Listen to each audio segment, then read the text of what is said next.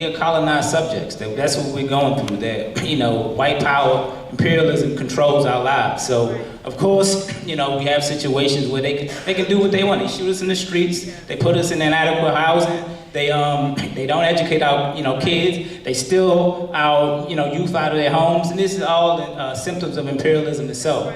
And I just want to say, just in terms of what you were talking about in terms of the strategy, I think it's important that we have strategy, that we come out of here with strategy. And the African People's Social Party, we're a revolutionary organization. Aaron, I want to stop you. Well, I don't want to get you off topic on this. There were organs found in Philadelphia of a baby, of an African baby. They had body parts in Philadelphia, and basically the theory is that the Pizzagate theory is that our body parts are being extracted because that is a part of the genocidal destruction, to actually kidnap our children, to make sure we keep them, destroy them, kill them, take their organs and sell them. Are you an organ donor or not? I think that's a symptom of colonialism and imperialism, that we know, in Israel, they do that to African people all the time. That's not even a secret. They do that and harvest organs. And just in terms of, Africans here, there was a African who was killed, I think in Atlanta. It was all his organs were gone. But like I said, this is just, a symptom of imperialism. We have to look at the overarching issue that we need a revolution. And we don't have control over our bodies. We never have. I mean, even in terms of, putting, the stuff in the water and giving us inadequate grocery stores in our community. That's all a part of health and the symptoms of imperialism, where they, try to destroy us and try to kill us. So, I agree with that, but I think, we have to look at the overarching issue that, we have to come up with a strategy, like you said, to fight, not just, organ harvesting, but also all these other symptoms of imperialism that attack our people. Let's give him a hand. Black power? Wow. All right, black power. Now we're going to go ahead and make sure, before we end this panel, I'm going to go down the row, and I want each person to respond in regards to the comment that is made. You will have 1 minute to respond in regards to this comment, and I want to hear what you guys have to say. The American people, as far as black people, our nation, we are really disappointed. Barack Obama didn't do anything for us, they feel, okay? They believe he was just a symbol that was put in place to push certain things, foreign agendas. And the people just feel really discouraged by our American leaders.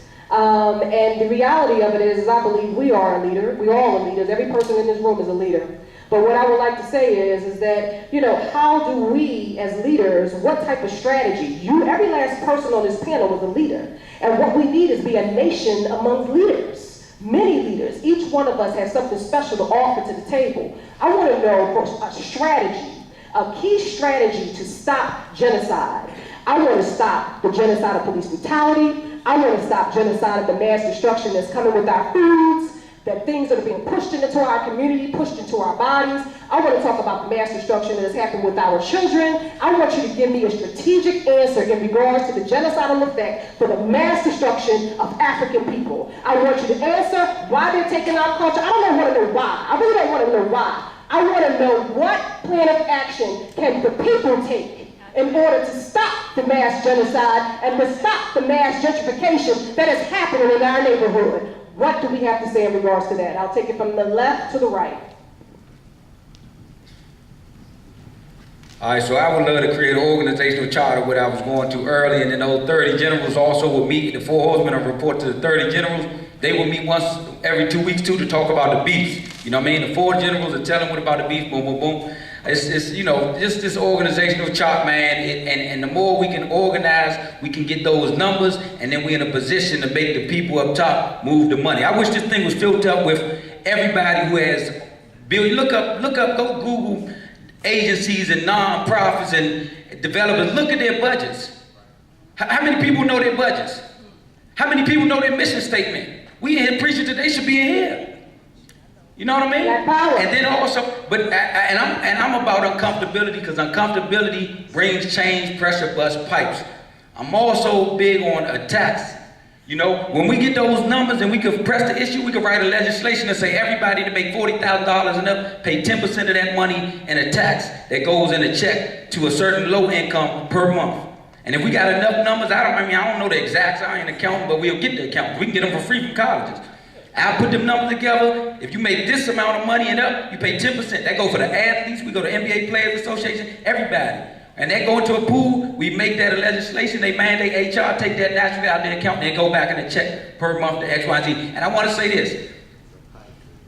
Whites use blacks to enslave blacks. You know what I'm saying? The dude with the gun was keeping people on the plantation because they gave them house and shelter. When you think about the radio station, Quicksilver, they talking about Black China. Asians ain't got no radio station talking about Black China and all that. You know what I'm saying? I understand it though, because I don't have no money to pay Quicksilver if he leaves that place. So a lot of times, man, we gotta understand, man, we in a position, you gotta embrace when you see somebody on the lower end, man. A lot of times, we divided and we gotta come from a place of love, man, and humility, man. Because they got us divided. They got middle class judging the youngest, trying to get the youngest to act like, man, you should be wearing a suit and tie to assimilate, to be like some people that don't care about you. You a couple checks of being away from in the same position they in. Set up some payment plans, X, Y, and Z. So, you know, it's important we create that structure, we get those numbers, and then we can make the people up top of the ponds, make the people with all the dough move, and we can make them spend the money how they need to. And then when the crime numbers go down, we show them the numbers down. We don't need that type of police presence no more. We don't need to jump out. We need Tilly Town presence. Got you. Black power. Yeah. So that's Okay, so to the brother's point really quickly, the reason that developed is because of slavery and what they did systematically to us. Everybody's familiar with the Willie Lynch syndrome and the Willie Lynch letter and all of that stuff. So the old versus the young, light skin versus dark skin, man versus woman, you still see that. But to go through your question really quickly with those various areas, with police brutality, there's a very systematic way to do that. You can just look at the Arab Spring, you can look up what happened in Libya, you can look up what happened with the Algerian Revolution. If you really want to end police brutality, if we're keeping it real. Then also tangibly as an attorney, some things you can do is record the police as they're doing it. So if you see a brother or sister that's stopped by the police, then you can just pull out your phone and record, stand at a reasonable distance away from them to be able to record them and do just like they did with the Black Panther Party back in the 60s. In the 70s. Stand and record and let them know what their rights are. Having more know your rights classes and things that educate the population about their rights, whether it be housing, criminal rights, constitutional rights and things like that. As far as mass incarceration is concerned, there's 1.5 missing black men in America right now. Right? A lot of them are in prison. I think 900,000 are in prison or something like that. But creating jobs. We all need to be able to be in a field in which we can have apprenticeships. You know, they took all the vocational training out of the classrooms and out of the schools, but you can't anticipate your oppressor to teach your children or to educate your children to be self-sufficient, right? So we have that aspect. As far as food is concerned, one thing that we do in Baltimore, in the West Side, we work right where Freddie Gray, the Gilmore Homes, where Freddie Gray happened. One thing that we did, the first thing we did after we took over the building was did urban gardening. So we had the children as young as like 5 years old to as old as maybe 19 or something, tending to the land, learning those agricultural skills, how to farm and all of that stuff. So now you have people that are in the hood able to go across the street to get some romaine or to get some tomatoes or get some watermelon, stuff like that. Was your boy got the courage? 30 seconds. Yeah, okay. Children, as far as the children are concerned and them missing, that's going to be communal building. Being able to trust one another again, understanding that, okay, if your neighbor's son down the street is doing something he's not supposed to do, making sure that he is responsible, chastising him, getting him on the correct path. That's what we need to go back to, that village type of mentality. Gentrification, we're talking about financial literacy, teaching financial literacy. A lot of us don't even understand what it takes to build credit or what it takes to be fiscally responsible. The youth nowadays, when they get to college, if they get to college, they may get a credit card, not even understanding the ramifications for a credit card, right? So education, teach your own children the history, culture that they come from. You know, a lot of our people don't even know that Mansa Musa was the richest black man ever. You know, person ever, should I say, not just black man. Politics, development, we got Brother Cheeks over here. Well, I thought he was over there.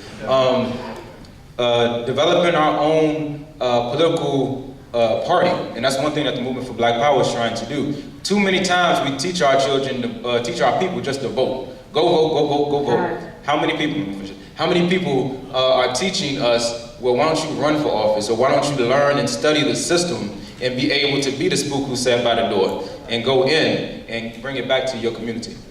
Thank you. Black Power. Black Power! Thank you.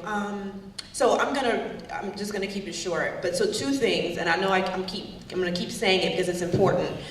Is mental wellness. You cannot do any of these things that we're talking about, standing up and and creating all these communities and all this without wellness. You have got to be in a place where you understand what's going on with your body, understand what's going on with your mind, to be able to stand up and do something. The other thing has got to be education, right? And you cannot think that you send your child, like he was saying, to school and that everything that he learns is going to be in school. You have to take the time to not only learn about other people that came before him, but just the smallest things. So I tell people, like the soda bottle that you're drinking, they come in drinking soda, read me the ingredients, and they're stumbling over it. I'm like, I don't know what those are either. So then you shouldn't put them in your body, right? So little things like that. So you start educating people about things, about various different things, and then they go on to educate somebody else. The education is key. If you don't know what's going on around you, then you don't know something is either wrong or broken about it. So the education has got to be, and the mental wellness. Absolutely. Black Power. Dr. Hill, Attorney. Overall, yeah, I want to just say again that we got to create a revolution, that I'm a part of a revolutionary organization, and we have a strategy for freedom, that we talk about, police brutality and what we're supposed to do about it. But we have we believe we need black community control of police. There shouldn't be a police officer in our community with guns and we don't have control of it. So we have the ability to hire and fire police. We'll set the terms for how the police come in our community and change the whole trajectory of what the police do. They don't come in our community and see a group of Africans hanging out. They don't see that as a threat. They see them just hanging out. They don't come in our community and see some homeless man and he steals something from the store. That's an issue. He tries to solve that contradiction by getting food. So we want to overturn this whole institution in terms of how we deal with police. So we push black community control of police. And also we have a strategy to deal with, all things, that we're not just fighting around ideas, but we're fighting for material conditions, that economic development is really key to our community, that, our party, we own, several furniture stores, that this, we have flea markets in Philadelphia, and we have a flea market in St. Louis and Florida and these other places. These are incubators for black businesses. So we don't just talk about what we need to do. These are things we're doing substantively in the community. And even here in Washington, D.C., one of the organizations of the African People's Socialist Party, APDEP, we had a community garden for a long time in Trinidad until they tried to push us out. And also in Berry Farms, that we did a lot of organizing there as well with an educational center after Saturday school there. So these are tangible things that the African People's Socialist Party and the movement is trying to do. But before I wrap up, I want to really say that we're also a part of the Black is Back Coalition. The Black is Back Coalition is a coalition of black organizations and activists who came together and we created this national black political agenda for self-determination. So it's 19 points in here to deal with everything from the black family, building black wealth, how do we deal with housing. So if you want a copy of this, please check it out. And actually, August 12th and 13th in Chicago, actually, we're having an event called The Battle and the Bullet, Elections, War and Peace in the Era of Donald Trump. Because like one of the brothers is saying, and we always just tell our people to vote, but we gotta push the politics in another way. We have to put our own candidates out with the 19 points that we have. And that's a part of our strategy, to tell our people that we need to vote, but we also need to put our candidates in there and struggle in the streets. It's not an either or kind of thing. So this is gonna be August 12th and 13th. Chairman Amalia Chatella is going to be there. Glenn Ford, the Black Agenda Report. Cam Howard is with NCOBRA, the reparations organization. So please check it out, and I'll be passing out these flyers afterwards. One more thing, the Burn and Spit newspaper, the longest running revolutionary newspaper in the world. Get your copy, it's only $1. So we have a whole strategy. This is not, we just don't talk about it, we do it. Uhuru. That's right, Black Power. Black Power. Yes, ma'am. We have two roads that we can look at with our present problems today. The first road is an independent road. We keep forgetting that separation has been taught since 1930 from the Most Honorable Elijah Muhammad. Separate out of this crazy place. Build a nation of your own. Have your own constitution. Now, every black person has not bought into that idea, and that means you want to stay here and integrate or live with or change the open enemy. When you're dealing with an enemy, you need to know your enemy. You need to know who you're attempting to conquer. You need to know who's attempting to conquer and kill you. Because this is the agenda every day. So for those that decide, I'm going to stay here, and that's your decision. Understanding your enemy will understand that the nature of your enemy is not like your nature. We don't steal children. We don't do the horrible things that constantly are done to us and have been done to us. So we need to understand the beast in human form that you're dealing with. Talk to somebody that's in prison. There's nothing in there that's going to rehabilitate anyone in that crazy place. Look at what's going on all day, every day, constantly, 24/7. In the society you have decided to stay with, that's your decision. But if you don't understand your enemy, and we were told, and are still being told, that he is the devil in the flesh, and he has proved he is a devil in the flesh every day, all day, 24/7. We refuse to accept that this devilish nature that steals and has sex with children, that put poison in the food you ate today, you ate yesterday, we eating today, poison. What kind of being is this that you decide you're going to live in this society, reform him, and establish peace? That's the goal. It's not like it can't be done. We are the original people. This was our universe. It was given to us before they even became a thought in somebody's mind. We can conquer and return to our thrones, but understand and know your enemy and study the teachings of the Most Honorable Elijah Muhammad, because he's the only one who has told us straight with no chaser, you're dealing with the devil. All right, Black Power. Black Power. We got Black Power on the stage. And I want to say that I got three ways, I guess. I would say unity, and I would say knowledge and economics. And I say unity because, you know, tribalism will get you killed like the same way. That's how we ended up over here to an extent. And I know it's really important because nowadays the kids or the youth, they don't see unity. They look at it as a money thing. Because, you know, they've been constantly told by their mothers, you know, oh, get a job, you know, this, or oh, he got a lot of money and all this, and they see it on TV. So they're like, you know, they don't care whether you white, green, and also like how some of the churches, okay, we don't care if you're white, green, we'll take any type of money, or it just, so they're not really providing a unity, and they don't get the sense of unity, and you know. And also, like, we have to know, because we think, like she was saying, a lot of the raping a child and all this, like, black people, we don't, they think that's like, you know, that's something that every race does, and when we really know that that's not something that a black race does. And once we actually come to knowledge of ourselves, and we know this, you know, black kids start to understand and be proud that they Africans and the original people, and we start having exchange programs where they go over to Haiti, South America, and different places, and really look at like some black African, because nowadays, you know, they don't even like dark-skinned people. They don't even consider themselves African or none. They look at them as nasty. So it's Black like, Power. you know. Black Power. Black Power. I want to touch on economics real quick. And also, it's important because there's a lot of economic spirit right now. They don't want to get a job. They want to make a considerable, nice amount of money, and they want to make it by themselves. But we need to stir them in the right direction and have our own programs, because we see in the schools, they're not telling us how to take advantage of gentrification, the way that businesses are popping up to these white people getting loans and stuff like that. But it's important that we have our own programs of entrepreneurship and actually teach them the most important trade that we need right now. So yeah. That's right. Get the truth. Get the truth. I let you have. I think that first of all, we all need to think more of than ourselves. Because I think at the end of the day, a lot of us don't realize how powerful our black is. We are very, very powerful in our own realm. Just imagine if we started coming together and organizing and marching and so forth and so on like we did back in the 60s. We made a major change just by showing up and showing out.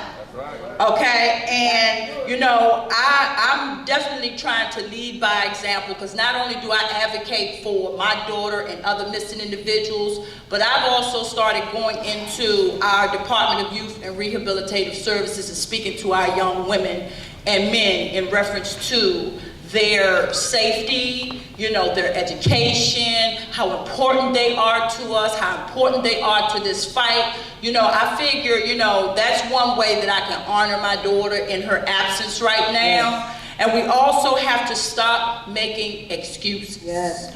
We have so many excuses. We got a mile long of excuses for, you know, a lot of things that can be time-changing things, you know, it can unify people. I mean, and I was guilty of it myself, you know, I was of the, you know, situation where, oh, okay, well, I see that situation is going on, but it's not my business. We got a lot of it's not my business going around. And when I realized how very, very sick and demented that thinking was, and it started before my daughter came missing. Okay, I can take you all back to, you know, I'm a former drug addict myself, okay, and that stinking thinking came into play in the onset of my daughter's situation.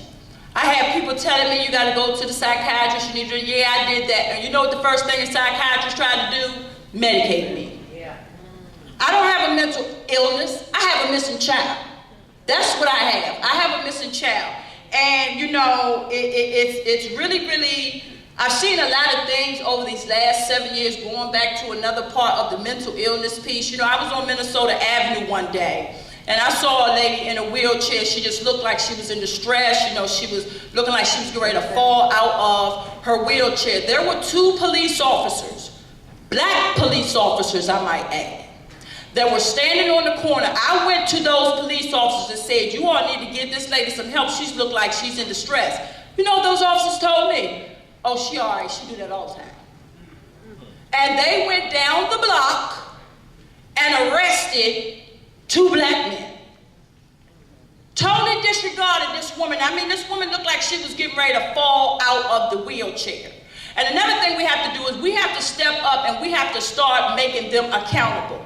Because I couldn't make them help that young lady that day, but what I could do was report their asses. And that's exactly what I did. I reported them because it makes no sense that 2 police officers were standing there and they would not even lift a finger to help that woman. And I could see it, you know, just walking down that block, that there was something wrong with this woman.